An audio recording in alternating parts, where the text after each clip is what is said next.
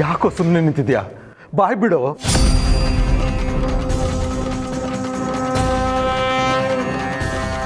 ಪ್ರೀತು, ಈ ಸಮಯದಲ್ಲಿ ಮೌನ ಒಳ್ಳೇದಲ್ಲ, ಒಪ್ಕೊಳ್ಳೋ. ದಿಶಾ ಇನ್ನೂ ನಮ್ಮ ಮನೆ ಸೊಸೆಯಾಗಿ ಬಂದಿಲ್ಲ. ಆದರೂ ನಮ್ಮ ಅಂತಸ್ತು, ಘನತೆ, ಗೌರವದ ಬಗ್ಗೆ ಯೋಚನೆ ಮಾಡಿ ಎಲ್ಲರಿಗಿಂತ ಒಂದು ಹೆಜ್ಜೆ ಮುಂದೆ ಹೋಗಿ ಒಂದು ಸರಿಯಾದ ನಿರ್ಧಾರ ತಗೊಂಡು ನಾವೆಲ್ಲ ಹೆಮ್ಮೆ ಪಡೋ ಹಾಗೆ ಮಾಡಿದ್ದಾಳೆ.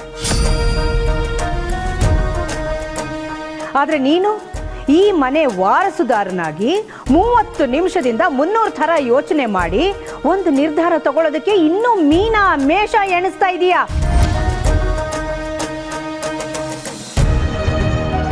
ಇನ್ನು ಕಾಯಿಸಿ ನನ್ನ ಕೋಪ ಜಾಸ್ತಿ ಮಾಡಬೇಡ. ನಿನ್ನ ನಿರ್ಧಾರ ಏನು ಅನ್ನೋದನ್ನ ತಿಳಿಸೋ. ಹೂನಾ? ಹೂನಾ?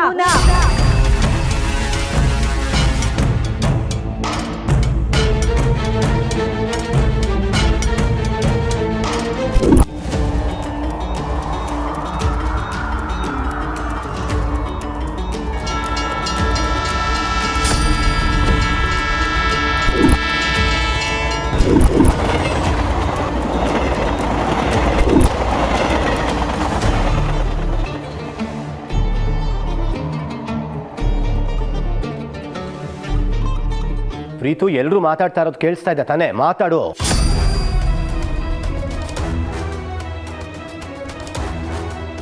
ಪ್ರೀತು, ನಿನ್ನ ಹಿಂದೆ ನಾನಿರ್ತೀನೋ?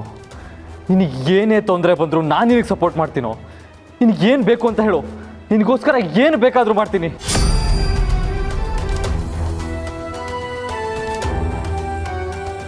ಎಂಗೇಜ್ಮೆಂಟಲ್ಲಿ ಆಗಿರೋ ತಪ್ಪು ಮತ್ತೆ ಆಗಬಾರ್ದು. ಒಪ್ಕೊಳ್ಳೋ Preethu, please. Come on, speak out. Bro, ನೀವು ಹೇಳಿದ್ದಕ್ಕೆಲ್ಲ ಒಪ್ಕೊಂಡು ನಿಮ್ಗೆಲ್ಲರಿಗೂ ಸಂತೋಷ ಪಡಿಸೋಣ ಅಂದ್ರೆ ಆಗ್ತಾ ಇಲ್ಲ ಬ್ರೋ. ತುಂಬ ಕಷ್ಟ ಆಗ್ತಿದೆ. ಮನಸ್ಸು ಬುದ್ಧಿ ಎರಡು ಸಿಂಕಲ್ಲಿದ್ರೆ ನಿರ್ಧಾರ ಮಾಡ್ಬೋದು. ಮನಸ್ಸು ಒಂದು ದಿಕ್ಕು, ಬುದ್ಧಿನೇ ಒಂದು ದಿಕ್ಕಿದ್ರೆ ಹೇಗೆ ನಿರ್ಧಾರ ಮಾಡಲಿ ಬ್ರೋ? ನೀನು ಏನು ಹೇಳಬೇಕು ಅಂತ ಇದೆಯೋ ಅದನ್ನು ಸ್ಟ್ರೇಟ್ ಆಗಿ ಅರ್ಥ ಆಗೋ ಥರ ಹೇಳು ಪ್ರೀತು. ಮಾಮ್,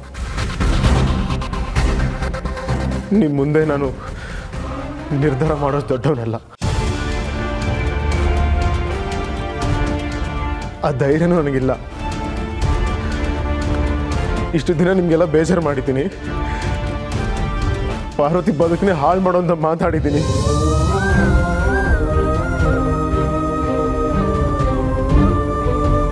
ನನಗೆ ದೇವ್ರು ಒಳ್ಳೇದು ಮಾಡ್ತಾನೆಲ್ಲ ಗೊತ್ತಿಲ್ಲ ಮಾಮ್. ಇಷ್ಟೆಲ್ಲ ಆದ್ಮೇಲೆ ಒಂದು ನಿರ್ಧಾರ ತಗೊಂಡಿದ್ದೀನಿ. ನನ್ನ ನಿರ್ಧಾರ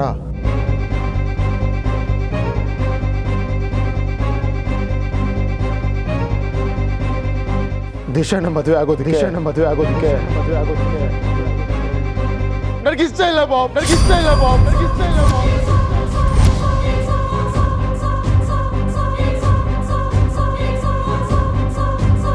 ಸ್ವಲ್ಪನೂ ಇಷ್ಟ ಇಲ್ಲ.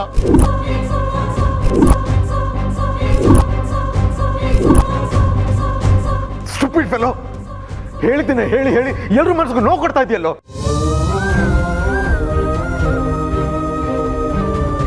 ಪ್ರೀತು, ನಿನ್ನ ಮೇಲೆ ಅಲ್ಪ ಸ್ವಲ್ಪ ಪ್ರೀತಿ ಇತ್ತು ಕಣೋ.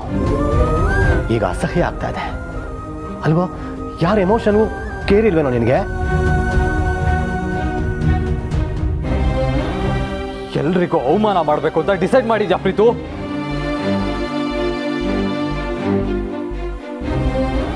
ಪ್ರೀತಮ್, ಸ್ವಲ್ಪ ಯೋಚನೆ ಮಾಡೋ. ನೋಡು, ನಿಮ್ಮ ಅಮ್ಮ ಈ ಕುಟುಂಬಕ್ಕೋಸ್ಕರ ತನ್ನ ಜೀವನೇ ಸೌಸಿದಾಳು ಕಣೋ. ನೀನು ಯಾರಿಗೋಸ್ಕರ, ಯಾವ ಕಾರಣಕ್ಕೋಸ್ಕರ ಈ ನಿರ್ಧಾರ ತಗೋತಿದ್ಯಾ ಅಂತ ಸ್ವಲ್ಪ ಯೋಚನೆ ಮಾಡೋ. ಬಿಟ್ಬಿಡಿ ಅವನನ್ನ.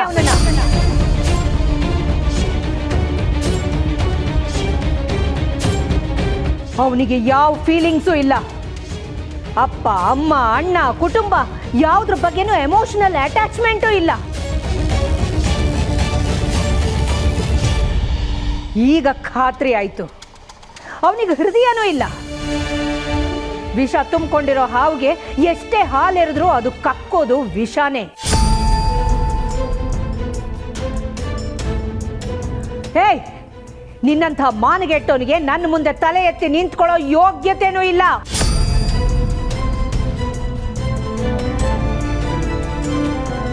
ಒಂದು ಕಡೆಯಲ್ಲಿ ಕುಟುಂಬದ ಘನತೆ, ಮಾನ, ಮರ್ಯಾದೆ ಅಂತ ನಾವೆಲ್ಲ ಒದ್ದಾಡ್ತಾ ಇದ್ರೆ, ಇನ್ನೊಂದು ಕಡೆಯಲ್ಲಿ ಇವನದ್ದೇ ಶೋಕಿ ಚಟಗಳಿಗೆ ಹಠಮಾರಿಯಾಗಿ ಅಂಟುಕೊಂಡು ಬಿದ್ದಿದ್ದಾನೆ. ಇವನು ನಮ್ಮ ಕುಟುಂಬದ ಮಾನ ಮರ್ಯಾದೆನ 3 ಕಾಸಿಗೆ ಹರಾಜು ಹಾಕಕ್ಕೆ ಹುಟ್ಟಿದಾನೆ. ನಿನ್ನ ಮುಖ ನೋಡಕ್ಕೂ ನಂಗೆ ಅಸಹ್ಯ ಆಗ್ತಾ ಇದೆ. ಛೀ! ಮಾಮ್, ನಾನು ನಿಮಗೆಲ್ಲ ತುಂಬಾ ನೋವು ಕೊಟ್ಟಿದ್ದೀನಿ, ಅವಮಾನ ಮಾಡಿದ್ದೀನಿ. ಇಷ್ಟೆಲ್ಲ ಆದಮೇಲೆ ನಾನು ಈ ಮನೇಲಿ ಇರಬಾರ್ದು.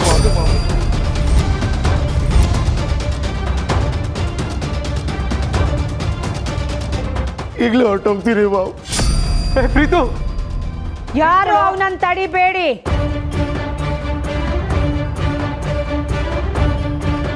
ಹೋಗ್ಲಿ ಬಿಡಿ. ರಘು, ಇನ್ಮೇಲೆ ಅವನು ನಮ್ಮ ಪಾಲಿಗೆ ಇಲ್ಲ. ನಾನು ಹೆತ್ತಿರೋದು ಒಬ್ಬ ಮಗನ್ನ ಮಾತ್ರ. ಮಿಸ್ಟರ್ ನಾರಾಯಣ್, ನಾನು ಪೆಂಡಿಂಗ್ ಇಟ್ಟಂಥ 20% ಆಸ್ತಿ ಮತ್ತು ನನ್ನ 2ನೇ ಮಗ ಪ್ರೀತಮ್ಗೆ ಸೇರಬೇಕಾದ 45%,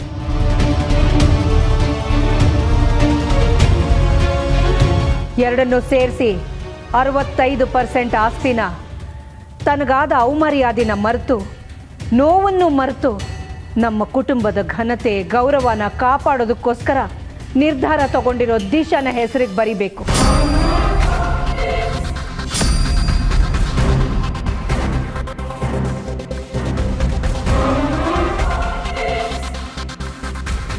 ಅಖಿಲ, ಯಾಕೆ ಈ ರೀತಿ ಕೋಪದಲ್ಲಿ ನಿರ್ಧಾರ ತಗೋತಾ ಇದೆಯಾ? ಕೂಲಾಗಿ ಯೋಚನೆ ಮಾಡು.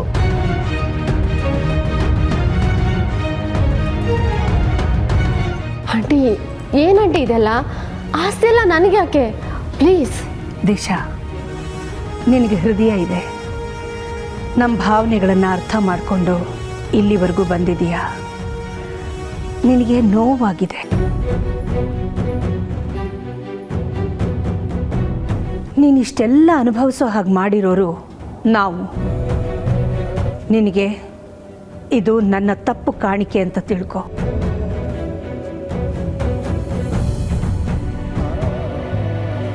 ನಿರ್ಧಾರ ಮಾಡಾಗಿದೆ. 65% ದಿಶನ್ ಹೆಸರಿಗೆ, ಬಾಕಿ 35% ನನ್ನ ಮೊದಲನೆಯ ಮಗ ಆದಿಗೆ. ಓಕೆ ಮೇಡಮ್, 10 ಮಿನಿಟ್ಸಲ್ಲಿ ಪೇಪರ್ಸ್ ಎಲ್ಲ ರೆಡಿ ಮಾಡ್ಕೊಂಡು ಬರ್ತೀನಿ.